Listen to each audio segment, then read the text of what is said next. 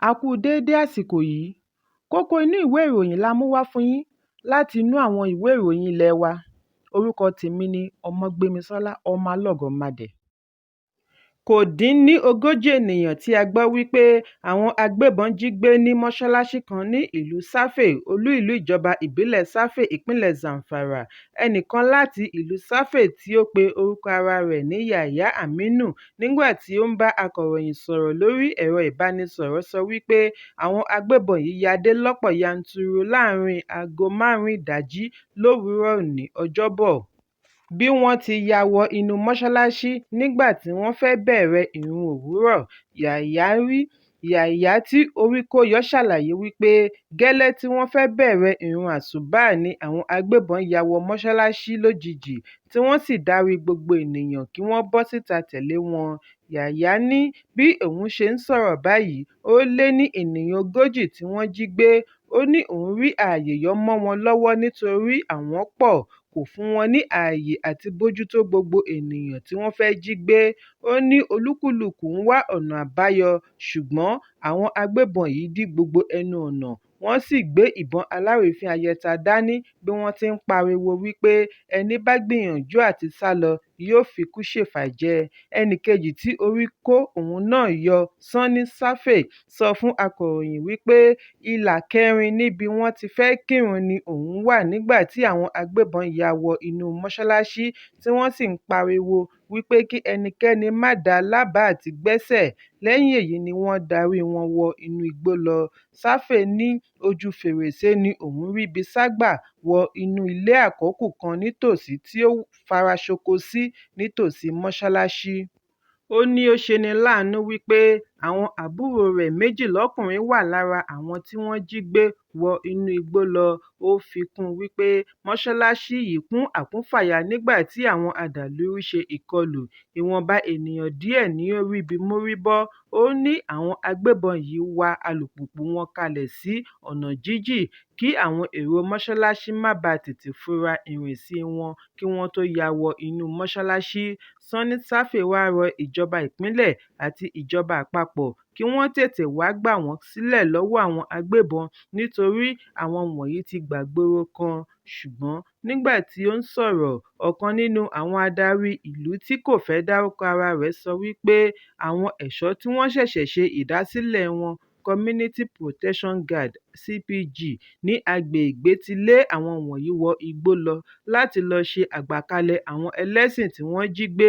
Bẹ́ẹ̀ ìjọba ìbílẹ̀ Sáfè tí kìlómítà rẹ̀ kò ju 55 lọ sí Gúúsù tí í ṣe olú ìlú ìpínlẹ̀ ní ìwà ìjínigbé sodo sí jùlọ. Ojoojúmọ́ ni wọ́n ń jíìyàn gbé lójú náà. Nígbà tí wọ́n kàn sí agbẹnusọ ọlọ́pàá ìpínlẹ̀ ASP Yazid, ó ní òun kò tíì gbọ́ ẹ̀kúnrẹ́rẹ́ ohun tí ó ṣẹlẹ̀. Òun á kàn sí akọ̀ròyìn bí òun bá ti parí ìwádìí. Ẹ̀kúnrẹ́rẹ́ yìí wà nínú ìwé ìròyìn Vanguard tó jáde lónìí. Afurasí afiniṣètùtù kan, Adébáyọ̀ Ọlámídé Azeez, ti sọ lónìí bí ó ṣe tan obìnrin 7 pa fún ètùtù nípasẹ̀ ìbánidọ́rẹ̀ẹ́ orí ẹ̀rọ ayélujára dating app tí wọ́n ń pè ní MyChat. Azeez, ẹni ọdún 32, jẹ́wọ́ wípé òun jẹ́ ọ̀kan nínú ọmọ ẹgbẹ́ elétùtù tí wọ́n kúndùn nínú ìṣekúpa obìnrin pẹ̀lú èròǹgbà àti yọ ẹ̀yà ara wọn tà fún àwọn elétùtù owó.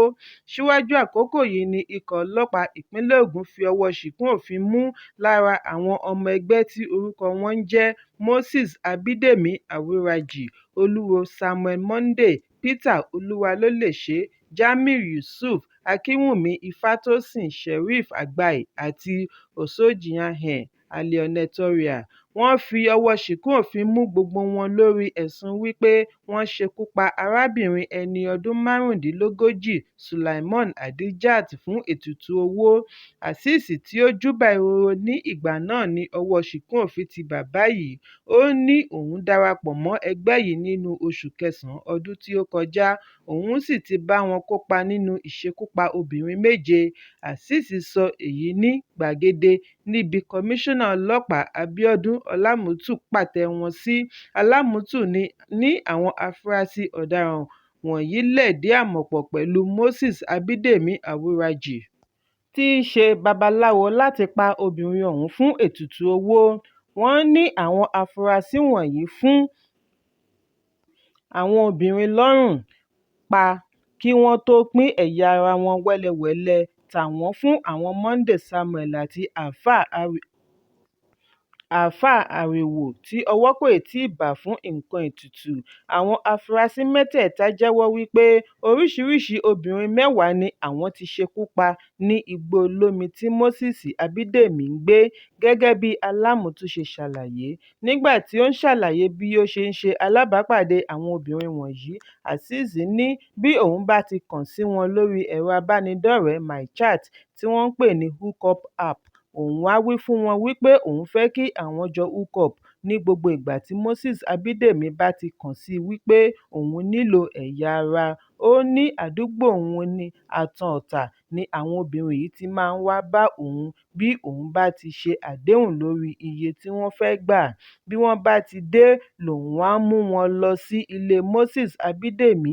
Ìyàwó Moses Abídèmí tí orúkọ rẹ̀ ń jẹ́ Àwúrajì Mariam yóò mú ẹsẹ̀ wọn mọ́lẹ̀ nígbà tí òun bá ń fún wọn lọ́rùn pa. Iṣẹ́ tirẹ̀ ni láti pèsè obìnrin tí wọ́n fẹ́ lò. Nígbà mìíràn, wọ́n á san náírà 30,000 naira. Ìgbà mìíràn wọ́n á san náírà 40,000 naira owó obìnrin kan tí òun bá mú wá. Alámùtù ní ìgbìyànjú ń lọ lọ́wọ́ láti mú gbogbo ọmọ ẹgbẹ́ tó kù bí ó ti rọ aráàlú tí ẹni wọn sọnù kí wọ́n ṣe àfisùn sí iléeṣẹ́ ọlọ́pàá pẹ̀lú àwòrán ẹni wọ́n ń wá. Ẹ̀kúnrẹ́rẹ́ ìròyìn yìí wà nínú ìwé ìròyìn Daily Post tó jáde lónìí. Àjọ Ẹ̀ṣọ́ Aláàbò The Nigerian Security and Civil Defence Corps (NSCDC) ti gba àwọn olùgbé Kwali, Gwagwalada àti Kuje ní agbègbè ilé ìjọba ìlú Àbújá ní ìmọ̀ràn kí wọ́n wà lójú lalákàn fi ń ṣọ́rí fún ààbò. Àjọ yìí dìídì gba àwọn olùgbé ní ìmọ̀ràn kí wọ́n wádìí àlejò dáadáa kí wọ́n tó fi ààyè gba àti wọlé sí agbègbè láti lè dènà fífi ààyè gba ọ̀daràn sáàárín ìlú. Adarí gbogbogbò fún NSCDC Ahmed Audi ni ó gba àmọ̀ràn yìí lónìí ní ìlú Àbújá bí ó ti ń ṣe ìfilọ́lẹ̀ ẹ̀ka NSCDC ní Kwali pẹ̀lú alága kánsù agbègbè Ọ̀gbẹ́ni Danladi Chiya. Audi tẹ̀síwájú wípé kí àwọn olùgbé ìlú Àbújá, pàápàá jùlọ àwọn tí wọ́n ń gbé ní ẹ̀yìn odi ìlú, máa ṣọ́ra nítorí ìwádìí jẹ́ kí ó di mímọ̀ wípé àwọn ọ̀daràn á máa sá pamọ́ sínú igbó àti orí ọ̀dàn tí ó bá wà ní agbègbè láti ṣiṣẹ́ ibi wọn. Àjọ Ẹ̀ṣọ́ Aláàbò ń sa gbogbo ipá láti kápá wọn. Ìdí nìyí tí àwọn ṣe nílò ìrànlọ́wọ́ ará ìlú fún ìròyìn tó ṣeé fọkàn tẹ̀. Ó ní kí wọ́n máa fi tó ẹ̀ṣọ́ aláàbò létí gbogbo ohun tí wọ́n bá ń rí. Àwọn náà sì ní ojúṣe láti bò wọ́n láṣìírí lórí gbogbo ìròyìn tí wọ́n bá fún wọn kí wọ́n lè jọ pawọ́pọ̀ wá ojútùú sí ìṣòro ààbò. Audi ké sí ará ìlú àti àwọn adarí ìlú kí wọ́n wádìí àlejò dáradára kí wọ́n tó fi ààyè gbà á nítorí ọ̀pọ̀ nínú wọn ni ó máa ń darapọ̀ mọ́ ará ìlú kí wọ́n tó ṣiṣẹ́ láabi. Ẹ̀kúnrẹ́rẹ́ ìròyìn yìí wà nínú ìwé ìròyìn Daily Post tó jáde lónìí. Ẹnìkan tí wọ́n yàn gẹ́gẹ́ bí ọ̀kan lára adarí Board of Directors fún ilé ìfowópamọ́ àgbà CBN, Urom Kalu Eke, ti kọ̀ láti gba ipò bí ó ti ṣe àwáwí wípé òun wà pẹ̀lú ilé ìfowópamọ́ àgbáyé World Bank lọ́wọ́lọ́wọ́. Èyí di mímọ̀ ní ilé ìgbìmọ̀ níbi ìgbésẹ̀ àti fìdí ìyànsípò wọn múlẹ̀. Ààrẹ Bọ́lá Tinubu ni yóò fi orúkọ Urom àti àwọn 4 yòókù ránṣẹ́ sí ilé ìgbìmọ̀ ní ọjọ́ 13 oṣù kejì kí wọ́n lè bẹ̀rẹ̀ ìgbésẹ̀ ìyànsípò wọn gẹ́gẹ́ bí adarí CBN. Ṣùgbọ́n níbi ìfìdímúlẹ̀ orúkọ wọn ni gómìnà àná fún ìpínlẹ̀ Abia, Sínátọ̀ Orji Kalu, ti sọ fún ilé ìgbìmọ̀ wípé òun ti gba ìpè wípé Urom kò ní àǹfààní. Urom kọ àǹfààní tí wọ́n fún un nítorí iṣẹ́ tí ó ń ṣe lọ́wọ́ pẹ̀lú Báǹkì Àgbáyé. Bẹ́ẹ̀, ilé ìgbìmọ̀ ti fìdí ipò àwọn yòókù múlẹ̀. Àwọn wọ̀nyí ni Robert Àgbẹ̀dẹ, Ado Yakubu Wanka, akàwé-gboyè muritàlá sábò ṣàgájì àti ìyáàfin muslimat ọlánìkẹ́ aliyu. Ẹ̀kúnrẹ́rẹ́ ìròyìn yìí wà nínú ìwé ìròyìn punch tó jáde lónìí.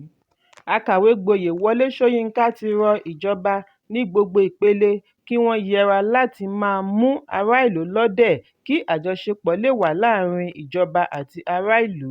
sọ̀yìnkà sọ èyí níbi ìdánilẹ́kọ̀ọ́ 50 ọdún fún ìdásílẹ̀ iléeṣẹ́ ìròyìn punch tí wọ́n pe àkọlé rẹ̀ ní recovering the narrative, bí ó ti tẹnumọ́ wípé ó yẹ kí ìjọba súnmọ́ aráàlú.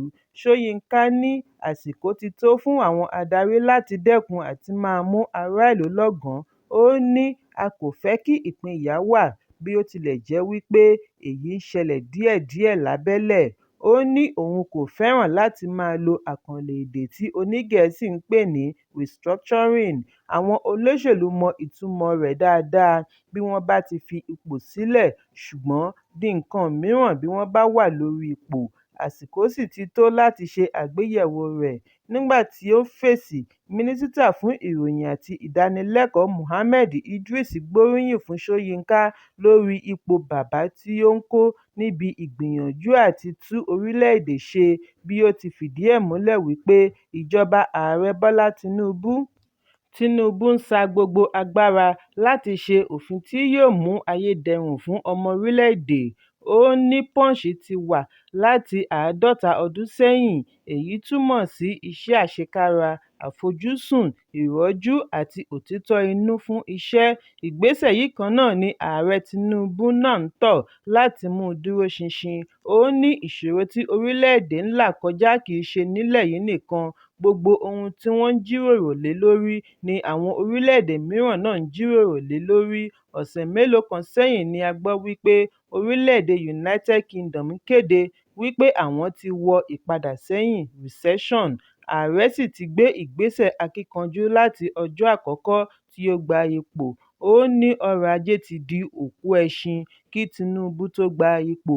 Fún ìdí èyí, wọ́n yọ ìrànwọ́ epo tàbí wọn kò yọ ìrànwọ́ epo, orílẹ̀-èdè á ní ìpèníjà tirẹ̀. Ẹ̀kúnrẹ́rẹ́ ìròyìn yìí wà nínú ìwé ìròyìn Vanguard tó jáde lónìí. Kókó inú ìwé ìròyìn tòní kò ní jù báyìí lọ. Ẹ pàdé mi lọ́la fún àkọ́tún ìròyìn. Kí a tó lọ, ẹ má ṣaláì fi àríwísí yín ránṣẹ́, ìyẹn comment, kí ẹ sì bá wa subscribe sí ojúnà wa lórí YouTube kí Kókó inú ìwé ìròyìn lè máa tẹ̀ yín lọ́wọ́ ní kíákíá.